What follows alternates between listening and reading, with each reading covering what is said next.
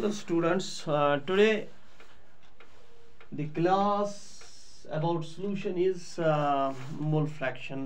आज हम mole fraction पढ़ना चाहते हैं। तो मोल फ्रैक्शन सबसे पहले पता होना चाहिए कि मोल फ्रैक्शन किसको बोलते हैं। तो मोल फ्रैक्शन हमारे पास एक डेफिनेशन है जो भी एक कंसंट्रेशन टर्म को डिफाइन करते हैं, और मोल फ्रैक्शन उसमें किसको बोलते हैं। तो मोल फ्रैक्शन सबसे पहले किसको बोलते हैं? The ratio of number of moles of solute और सॉल्वेंट प्रेजेंट इन सॉल्यूशन। या तो मोल्स सॉलिड के होंगे या सॉल्वेंट के होंगे एक सॉल्यूशन में, to the total number of moles present in the solution. और टोटल दोनों को कैसे होंगे, यानी सॉलिड प्लस सॉल्वेंट मोल्स नीचे डिवाइड में करने हैं, या सॉल्यूशन में एक सॉल्यूट के मोल्स कितने होंगे to the total number of moles present in the solution, और सॉल्यूट के मोल्स कितने होंगे to the total number of moles present in the solution. So in formula, through formula we can write it as, so mole fraction is known as, if I have a solution here and इस solution में मैंने मेरे यहाँ पे दो किस्म के component है, दो किस्म के कंपोनेंट है, component A and component B। तो component A is solute, component A is solute and component B is solvent, component B is solvent. दोनों को मैं मिला के एक सॉल्यूशन बनाऊं। This is overall solution, this is overall solution. So यहां पे इस A के मोल्स कितने होंगे, दैट्स इक्वल टू Na। यहां पे B के मोल्स कितने होंगे, दैट्स इक्वल टू Nb। सो दोनों को मिला के एक सॉल्यूशन तैयार हो जाएगा।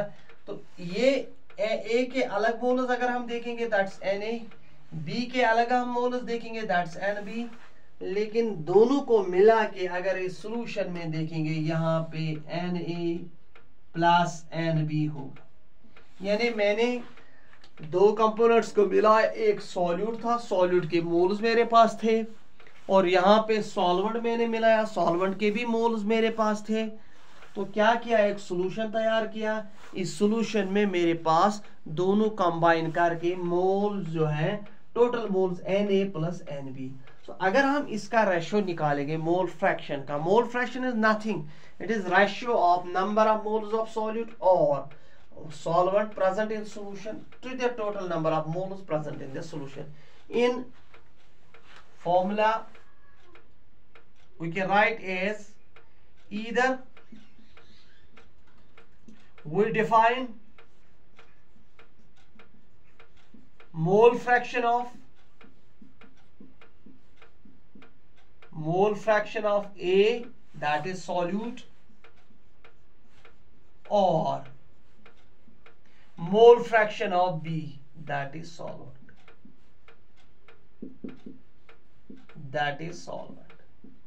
तो अगर हमें सॉल्यूट और सॉल्वेंट का दिखाना है then it will be equal to, so mole fraction हम रिप्रेजेंट करते हैं। अगर मुझे A का निकालना है तो A के मोल फ्रैक्शन को काई A से रिप्रेजेंट करते हैं, B का निकालते हैं तो B का लिखते हैं काई B से। तो अगर हमें काई A का निकालना है तो काई A इज इक्वल टू, पहले इसके ऊपर मोल्स लिखेंगे जो सॉल्यूट के होंगे, दैट्स इक्वल टू Na, इसके Na है और इसके Nb है, वैसे मैंने यहां पे लिखा है। सो Na डिवाइडेड बाय, नीचे दोनों के मोल्स सॉल्यूशन में होंगे, दैट्स Na प्लस Nb। इसी तरह अगर मैं काई B का लिखूंगा, that's equal to Nb divided by Na plus Nb। दोनों का, this is first, this is second. अगर मैं दोनों को मिलाऊंगा, दोनों के मोल फ्रैक्शन x, या sorry chi A plus chi B is equal to 1। So chi A अगर हम देखेंगे 1 के बराबर कैसे, तो काई A का वैल्यू यहां पे लिखेंगे और काई B का वैल्यू यहां पे लिखेंगे। तो काई A का वैल्यू क्या लिखेंगे, यहां पे मैं दिखाऊंगा काई A काय ए का वैल्यू ऊपर, काय ए का वैल्यू क्या लिखेंगे यहाँ पे, सो काय ए का वैल्यू इज इक्वल टू काय ए प्लस काय बी इज इक्वल टू 1, काय ए प्लस काय बी प्लस काय सी दैट्स इक्वल टू 1, काय ए प्लस काय बी प्लस काय सी प्लस काय डी, जितनी काइज होंगे उनका हमेशा सम 1 के बराबर होगा। पहले हम 2 के देखेंगे।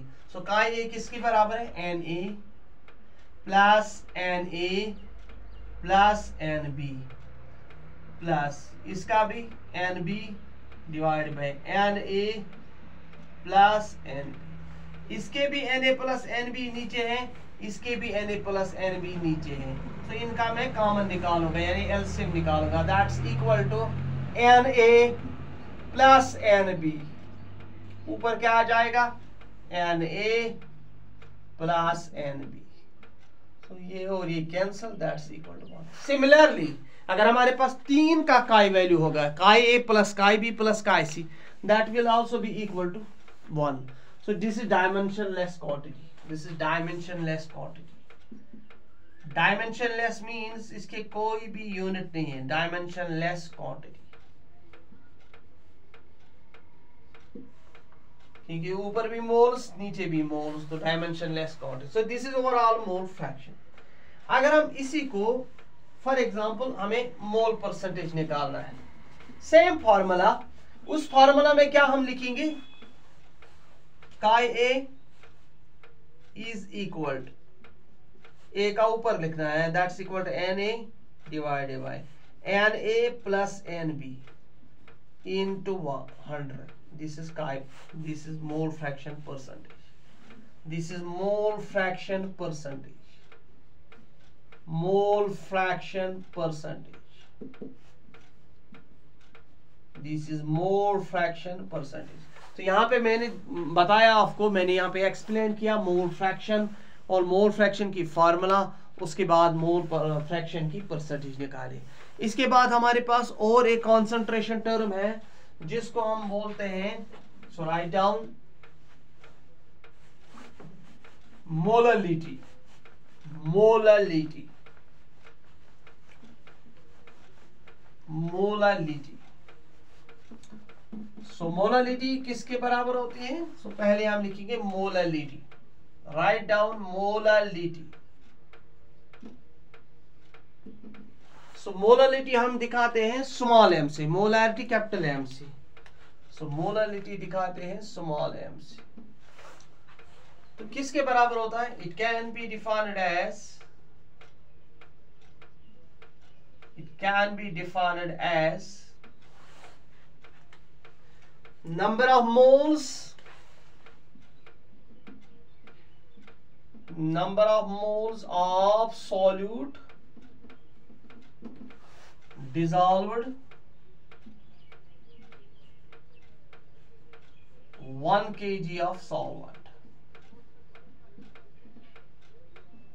सिंपली मैं यहां पे बोलूंगा कितने मोल्स आपने डिसॉल्व किए, और यहां पे हमारा सॉल्वेंट होना चाहिए 1 kg। 1 kg मीन्स नीचे सॉल्वेंट का जो रेशियो होना चाहिए वो 1 kg होना चाहिए। So m is equal to formula, number of moles of solute, number of moles of solute divided bye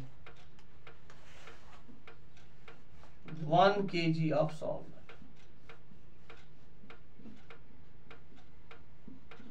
divided by 1 kg of solvent। So m is equal to number of moles of solute, हम n से represent करते हैं, divided by 1 kg of solvent, यानी solvent होना चाहिए mass of solvent, mass of solvent, that's equal to 1 kg, kg में होना चाहिए या kg में होना चाहिए। dissolved number of moles of solute dissolved in 1 kg of solvent, और you can write, क्योंकि 1 kg यहाँ पे रेशियो है, आप kg of solvent भी लिख सकते हो, you can write here kg of solvent भी, it means solvent kg में होना चाहिए, बाकी कुछ नहीं है। सो नंबर ऑफ मोल्स हम मोल से लिखते हैं डिवाइडेड बाय सॉल्वेंट केजी से लिखते हैं। सो मोल पर केजी ये है इसका यूनिट। तो ये हमारी पहली फॉर्मूला बन गई मास ऑफ सॉल्वेंट इन केजी में। तो इसके बाद अगर हम देखेंगे और भी इसको आगे फार्मूला में लिखेंगे तो हमारे पास क्या आ जाएगा, लिखिए। सो m is equal mole divided by mass of solvent KG में होना चाहिए, केजी में होना चाहिए। तो अगर हम केजी को ग्राम में कन्वर्ट करेंगे तो KG, if 1 kg is equal to grams, that's equal to 1000 grams. So मुझे मल्टीप्लाई करना है ऊपर वाली टर्म को। सो m is equal to n divided by mass of solvent, किस में होगा, ग्राम में। अब यानी आपने ग्राम में चेंज किया, इनटू 1000 करेंगे। सो मल्टीप्लाई करना सिंपल। तो मल्टीप्लाई करके मुझे क्या निकलेगा, देखिए मल्टीप्लाई करके मुझे क्या निकलेगा, देखिए मल्टीप्लाई करके m is equal two moles किसके बराबर है, given mass divided bye given mass divided by molar mass into 1 by mass of solvent in grams into 1000. So that's equal to m is equal to given mass divided by molar mass into 1000 divided by mass of solvent grams। तो ये हमारे पास formula बन गई।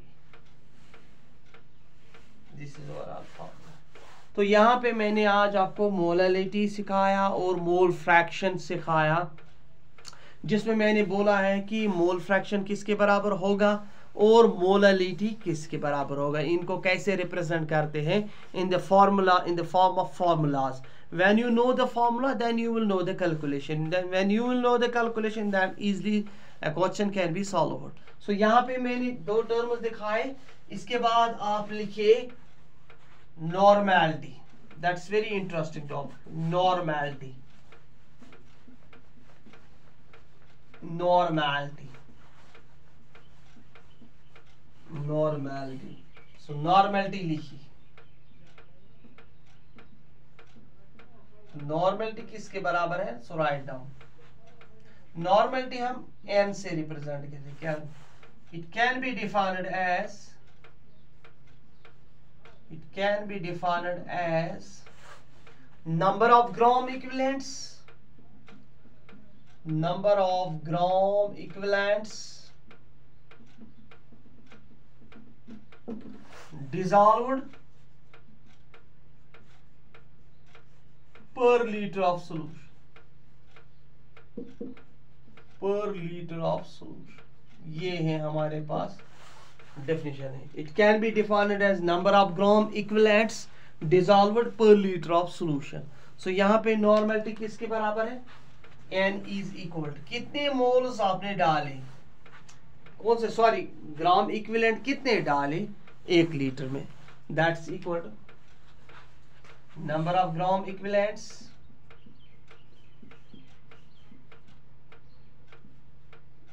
number of gram equivalents divided by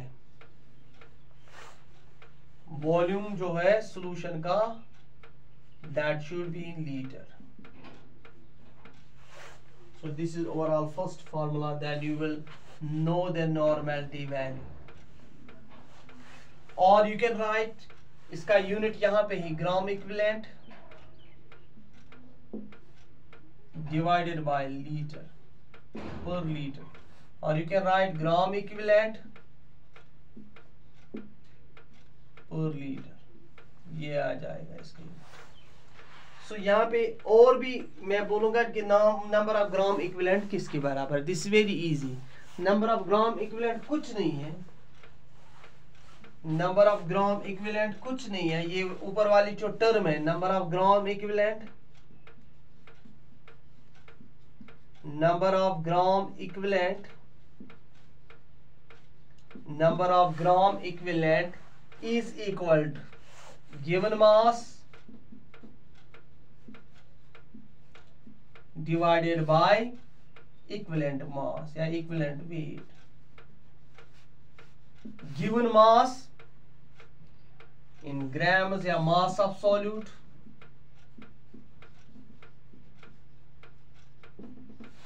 divided by equivalent weight, divided by equivalent weight. So this is another formula. Then you will use the number of gram equivalents is equal to given mass divided by equivalent weight. आप number of gram equivalents की जगह लिखेंगे given mass divided by equivalent weight, या पहले आप इस formula को litre में है इसको ml में चेंज कर सकते हैं। So you can also write in this form. So you can also write in this form. The formula is N is equal to number of gram equivalents अपने ही जगह, number of gram equivalents अपने ही जगह divided by volume जो solution में उसको ml में change करेंगे, और जब भी ml में चेंज करेंगे लीटर को तो मल्टीप्लाई 1000, सिंपली 1000 मल्टीप्लाई। सो अगर आप इसको और ये भी आ जाएगा ये वाली इक्वेशन, इसको और भी चेंज कर सकते हो तो कीजिए। नंबर ऑफ ग्राम इक्विवेलेंट्स किसके बराबर है, given mass divided by equivalent mass. So n is equal to number of gram equivalents की जगह मैं लिखूंगा given mass divided by molar mass, sorry equivalent weight, equivalent weight, equivalent weight into 1 by V ml into 1000, simple. So that's equal to N is equal to given mass divided by equivalent weight into 1000 divided by V into ml. So this is another formula. Then you will know the value of normality. So normality is equal given mass divided by equivalent weight 1000 into V ml के बराबर। और भी मैं यहाँ पे बोल सकता हूँ, अगर आप इसको और भी चेंज कर सकते, यू नो गिवन मास आपको पता होना चाहिए, वो तो दिया होगा 1000 फार्मूला का है V ml भी, लेकिन ये बहुत पता होना चाहिए, हर एक कंपाउंड का अलग अलग इक्विवेलेंट वेट होता है। इसके लिए पहले डेफिनेशन क्या है, इक्विवेलेंट वेट किसको बोला जाता है। Equivalent weight means, it can be defined as, equivalent weight means number of parts of gram equivalents, number of parts of mass of any atom, any element, any compound that can be changed, that can be displaced by another mass of another compound। इसके लिए कुछ ratio है, equivalent wait के लिए कुछ ratio है, कुछ measuring units है। हाइड्रोजन है 1.008 उसका मास है, उसके बाद क्लोरीन है 35.5 उसका मास है, इसी तरह ऑक्सीजन 8 पार्ट्स ऑफ या 8 ग्राम्स ऑफ ऑक्सीजन, इसी तरह सिल्वर का है 108 parts of silver.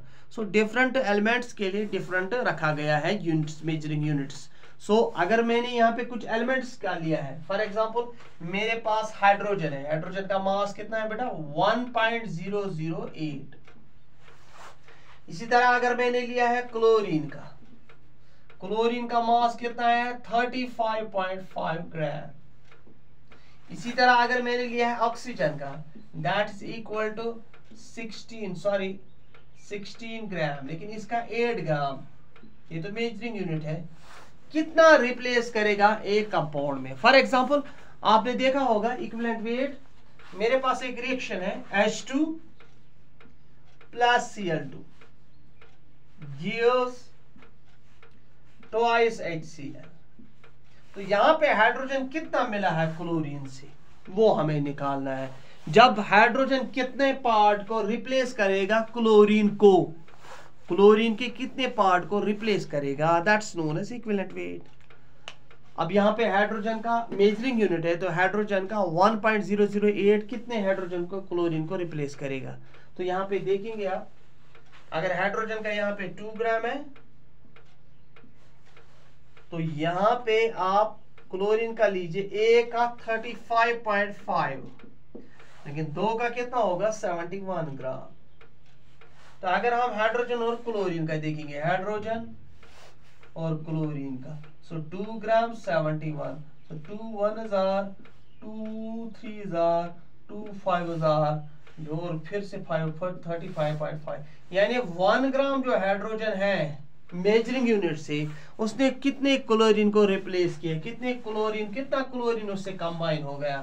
1 gram is equal to 35.5 of Cl, 1 gram of hydrogen. तो 1 ग्राम हाइड्रोजन मिला है क्लोरीन से, एक तो तब जाके आपकी रिएक्शन बन गई। दूसरी बात है कि हाइड्रोजन का वेट ऑलरेडी मेजरिंग यूनिट में है। जिस तरह हम घर में बैलेंस में वेट करते हैं चक, या कोई किसी दुकानदार के पास जाते हैं, उसका मेजरिंग यूनिट होता है 50 ग्राम्स, 100 ग्राम्स, 250 ग्राम्स। वैसे ही यहाँ पे हाइड्रोजन का है 1.008 ग्राम जो मैंने हाइड्रोजन का लिया, उसने कितने क्लोरीन को रिप्लेस किया, 35.5 क्लोरीन को रिप्लेस किया। इस तरह कोई रिएक्शन है। इसी तरह अगर आप देखोगे यहाँ पे, ये मैंने एक एग्जांपल बताया, इसी तरह अगर आप देखोगे यहाँ पे ऑक्सीजन का देखोगे, यानी मैंने वाटर बनाया, वाटर के लिए आपको हाइड्रोजन होना चाहिए प्लस ऑक्सीजन होना चाहिए, गिव्स वाटर। हाइड्रोजन तो यहाँ पे 2 है, यहाँ पे 2 है, ऑक्सीजन 2 है, यहाँ पे 1 है, तो यहाँ पे मैं करूंगा 2, तो यहाँ पे मैं करूंगा 2। तो इन नटशेल मुझे इस वाले सब्सटेंस का लेना है, बाकी छोड़िए आप, इस वाले सब्सटेंस का लेना है। तो इस वाले सब्सटेंस का वेट जो आ जाएगा 2 ग्राम। अब ऑक्सीजन मैंने कितना लिया है 32। अब देखिए यहाँ पे 2 1 हजार, यहाँ पे देखिए 2 1 हजार, 2 16 हजार, 2 1 हजार, 2 16 हजार, 32। सो 1 एक H2O molecule that will combine with oxygen का कितना लिया है 16 ग्राम। तो यहाँ पे हाइड्रोजन मॉलिक्यूल का जो रेशियो में लिया है, 1 ग्राम मिलता है 16 ग्राम्स ऑफ ऑक्सीजन से। यहाँ पे और भी एक चीज आपको देखने को मिलेगा, अगर आप देखोगे एक इसका और एक रेशियो, एक देखोगे हाइड्रोजन वो कितना मिला है 16 ग्राम ऑफ ऑक्सीजन से, जब आपने 2 ऑक्सीजन मिलाए, जब आपने 2 ऑक्सीजन लिए। तो यहाँ पे आप ये भी कर सकते हो, अगर आप देखिए H2 plus O2 gives water. देखिए यहाँ पे अगर आप देखोगे इस वाले फार्मूला में, तो 2 ग्राम 16 ग्राम, 2 1 हजार, 2 8 हजार, यानी 1 gram is equal to 8 gram of oxygen. ये भी है, तो ज्यादा बेहतर ये वाला रहेगा, ये वाला नहीं, ये वाला नहीं। तो 1 ग्राम कितने हाइड्रोजन कितने ऑक्सीजन को रिप्लेस किया, 8 ग्राम ऑफ ऑक्सीजन को। तो 8 ग्राम ऑफ ऑक्सीजन को रिप्लेस किया, जो भी रिएक्शन में होगा उसके लिए हम बोलते हैं उसको इक्विवेलेंट वेट। और इक्विवेलेंट वेट जब निकालते हैं हर एक कंपाउंड का अलग अलग होता है। जैसे मैं बताऊंगा एसिड्स का करते हैं molecular weight divided by basicity. Basicity means number of hydrogen ion ionized या number of hydrogen ion liberated from acid, so वो डिवाइड में करना। इसी तरह अगर आप बेसिस का देखोगे उनकी एसिडिटी होती है, acidity means number of OH negative replace हो जाएगा, तो molar mass divide by number of OH replace हो जाएगा, उसको बोलते हैं equivalent weight of acids, equivalent weight of basis. इसी तरह अगर हम निकालेंगे ऑक्सीडाइजिंग एजेंट का, उसको बोलते हैं molecular weight divided by change in oxidation state. So it depends upon which type of compound you are going to take, at that time you will define the equivalent weight. So equivalent weight पता हो आप निकाल सकते हो normality. तो आपने lab में देखा होगा बहुत सारे ऐसे कंपाउंड है, वहां पे आपने देखा होगा कोई एसिड है वो 10 नॉर्मल है, कोई बेस है वो 12 नॉर्मल है, तो ऐसे वो क्या, वो नॉर्मल क्या होता है actually, that defines the concentration of solution, how much it is fully concentrated, इसका कितना कंपोजिशन है, इसका कितना स्केल है इन नॉर्मेलिटी। तो that scale can be find out by, किस तरह निकालते हैं, यहाँ से निकालते हैं, हमें पता होना चाहिए equivalent weight. So this is overall equivalent weight जो मैंने यहाँ पे बताया आपको। अब इक्विवेलेंट वेट का भी मैंने बताया, 3 चीजें मैंने आज डिफाइन की। एक मैंने पढ़ाया आपको आज, एक मैंने पढ़ाया मोल फ्रैक्शन, सेकंड वाला मैंने पढ़ाया है मोलालिटी, एंड थर्ड मैंने पढ़ाया है normality. So 3 terms I have discussed today. So this was today's lecture about 3 terms which are from concentration terms in solution. So one by one जो भी term मैंने बताए, पहले मैंने बोला था mass percentage, volume by volume percentage, weight by volume percentage, हो गए 3। उसके बाद फोर्थ है मोललिटी, उसके बाद स्ट्रेंथ मैंने बोला, उसके बाद मैंने बोला है मोल फ्रैक्शन, उसके बाद मैंने बोला है नॉर्मेलिटी।